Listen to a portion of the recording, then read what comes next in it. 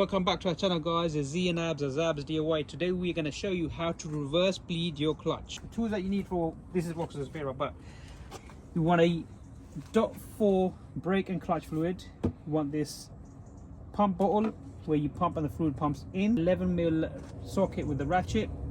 So the first thing you want to do is you want to fill the bottle with .4 brake and clutch fluid. Okay, once you've topped the bottle up, what you want to do is you want to loosen the bleed nipple. Get your 11mm socket, loosen it up, put your pipe onto the bleed nipple like so, loosen it a bit more. Go ahead and open your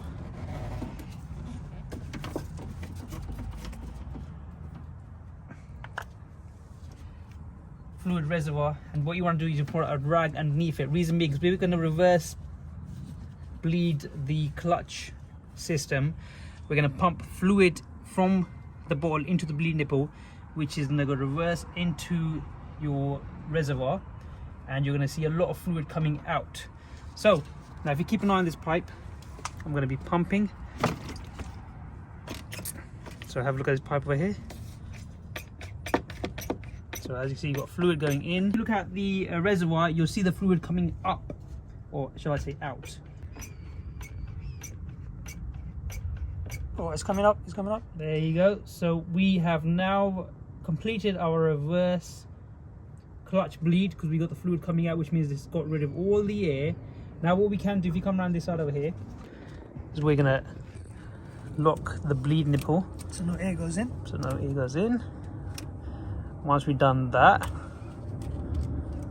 we are going to remove our fluid. And now to be careful, so we will put Tyrex, reason being because it kept on popping out as it's leaked all over, but we will clean that up afterwards.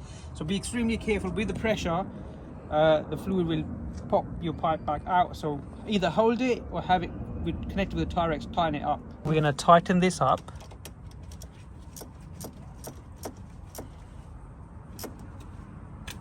Okay. And now we're going to try to press the clutch and see how it feels. Okay, so we should get resistance. Normally when I press this, it flies down, and with the spring reaction, it pushes back out. So I'm just going to tap it to see if it flies back down. So no, so we got a bit of resistance, which is good. So if I press it, oh yes, we got a resistance. So there you go, guys. That's our clutch bled now. We got a nice resistance. That is just perfect, and that was within a minute. I would say 30-second job that was. So I mean, normally bleeding a clutch is very difficult and it was very time consuming, but with this method it is absolutely perfect. Within 30 seconds we got a clutch bled. The only downfall is that on the downside, the only bad point is that we've obviously topped it up over max, so we're going to have to take some fluid out of the brake reservoir. So there's two ways of doing it. You can get a reverse pump which pumps up fluid from there, or you can get a syringe.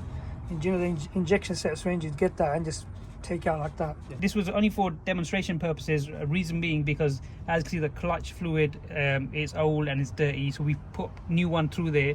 What we're going to do now is we're going to remove all the old clutch fluid and we're going to put new one, because obviously that is dirty, so that's contaminated. So bear in mind, if your clutch fluid is contaminated, it's not going to work. So remove your clutch fluid out first and then do the reversal method. But so that was just fresh, you get some fresh one in there. So that was just to show you the purpose of how to bleed your clutch quicker, easier. Never heard of and never seen a reversal clutch fluid bleed. So first time we're attempting ourselves. So yeah, exactly. So we heard about it, we read upon it, we did a bit of research, we said let's try it. If it is good, we'll make a content, and to be honest, it is perfect.